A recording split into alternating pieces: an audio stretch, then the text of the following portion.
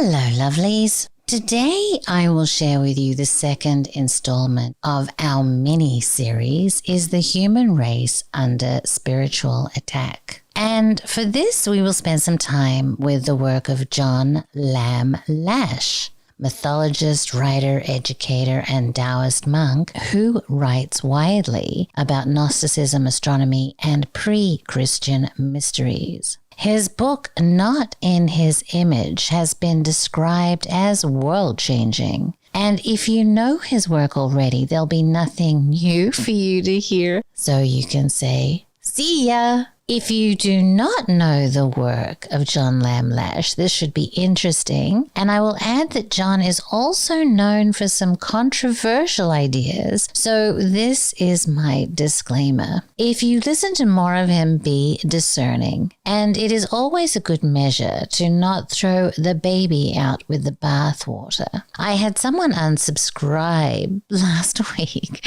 because I used a clip of Russell Brand, but I would not have used the clip if his words were not useful and insightful. So can one be skeptical about someone and still value their words? I can, and I think it has its advantages. Truth does not always come in pretty, perfect packages. And I certainly do not agree with everything anyone says, period. I pick and choose. Well, back to John. A big part of his contribution to our gnosis is the fallen goddess scenario.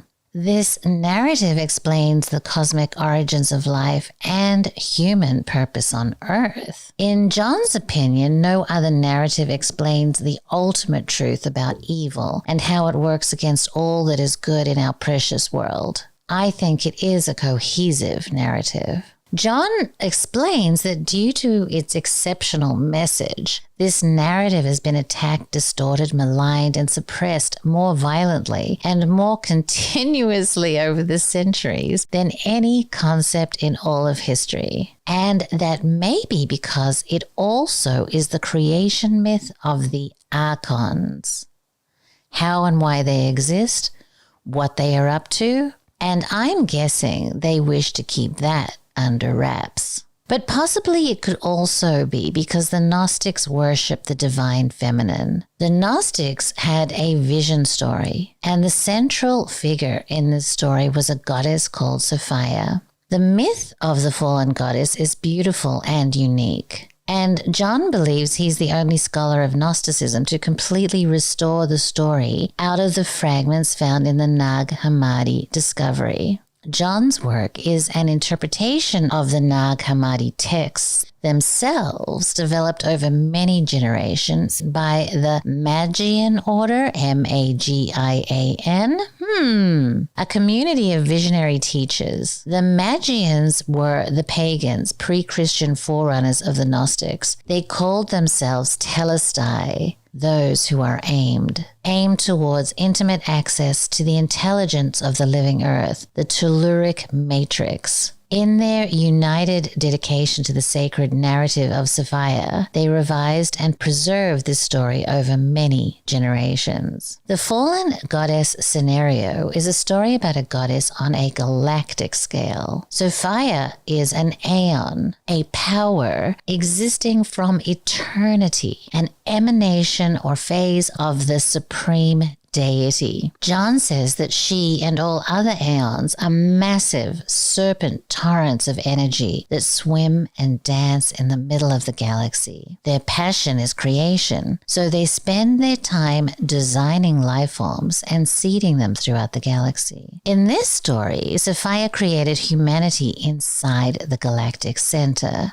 She was to seed it within the limbs of the galaxy, to watch the experiment unfold. Still, Sophia became so fascinated by her experiment that she did something that she wasn't supposed to do. As a result of her obsession, she ventured out of the galactic center, and as a result got entangled in the laws of materiality. This entanglement in the material substance was the nature of her fall, and what was created by her entanglement in matter was actually the earth. Her life force and consciousness got tangled up in the earth itself. and this was an anomaly. Interestingly, John says that scientists have found evidence of a stellar spike of plasma emanating from the galactic core, at the end of which Earth evolved. He wonders, has scientists discovered the evidence of Sophia's fall? There was a secondary event, however. The discharge fall of Sophia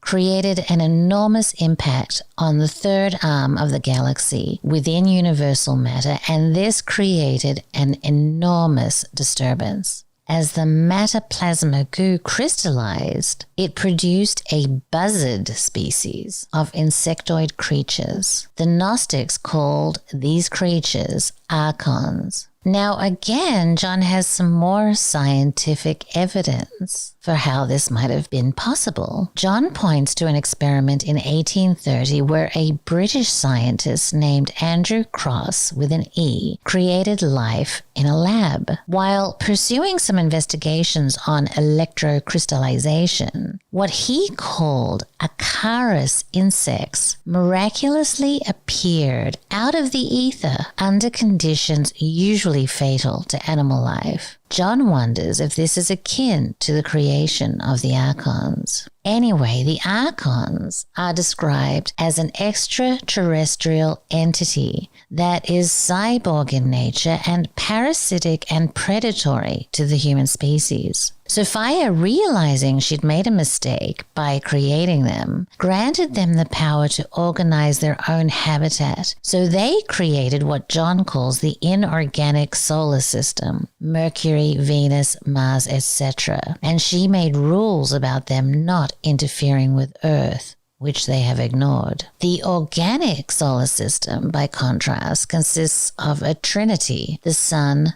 moon, and Earth, that all work together in natural rhythms. Now, back to the Archons. Apparently, they cannot physically travel to Earth as oxygen is toxic to them, but they can impinge on Earth telepathically and implant deviant ideas within the human mind. These implants are described as a foreign installation in the human mind-body system. Have we heard of that before? Archons are also described as the guardians of the threshold, and the teachers of the mystery schools knew the passwords that allowed us to avoid them and gain access to other spheres and go beyond them in the afterlife. Many of the things that the Archons do are just simulations. They are not real until we make them real. Doesn't that ring a bell? And if we allow them to lure us into simulation, then we will fail at reaching our human potential. And so John believes that one of the most important messages to come out of the Gnostic teachings is for us to discern what really enhances human potential and what leads us to simulation. In the Pista Sophia, which is a fragmentary text, there appears to be evidence that Mary Magdalene received a transmission after the death of Jesus, that she was able to do this very thing, to use passwords to surpass the Archon influence. In this document, it describes the various aspects of the astral world and how to traverse them by facing the Archons. The Nag Hammadi also teaches psychic and self-defense, the use of magical mantra and mudras in order to repel the influence of these Archons. We, as part of the biosphere, are required to become conscious of what we are in order to help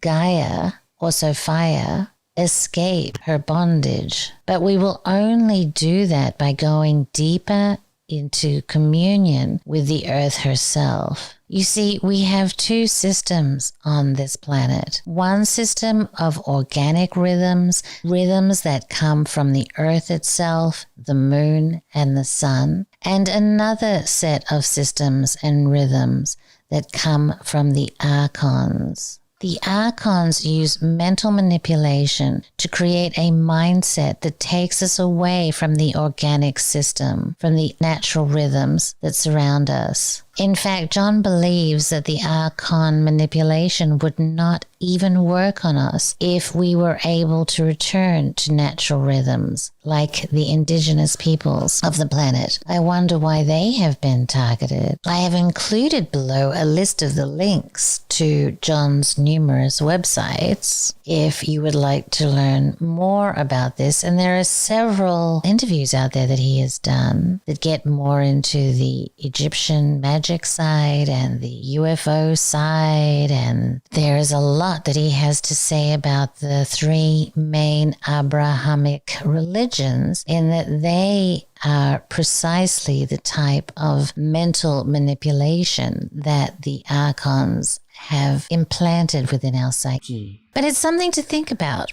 And what I'm trying to do in this mini-series is to give you some jigsaw puzzle pieces that possibly will fit together at the end of it all, so that we can get a sense of whether we are, in fact, being influenced by outside sources. Next, I think we will go and look at the work of Cliff High and his story of the bug, and then we'll whip it around and come back and look at the locust people. Some more information by Rudolf Steiner. And I think by the end of those, unless anyone else has something to suggest, we might have a good feeling for what it is that we are up against. Unless I can convince a young man to doing an interview with me and he holds another piece of the puzzle. But we'll keep that one a secret for now. Thank you for listening, lovelies. And if you like this podcast and would like to support us, please go to magicalegypt.com, and I have made a special discount coupon just for you all. And the coupon code is LOVE. And that will get you $30 off any Magical Egypt purchase. Also, I've started Patreon, so you can mosey on over there and see if you want to contribute. But I appreciate you listening, and I appreciate all your support, and more soon.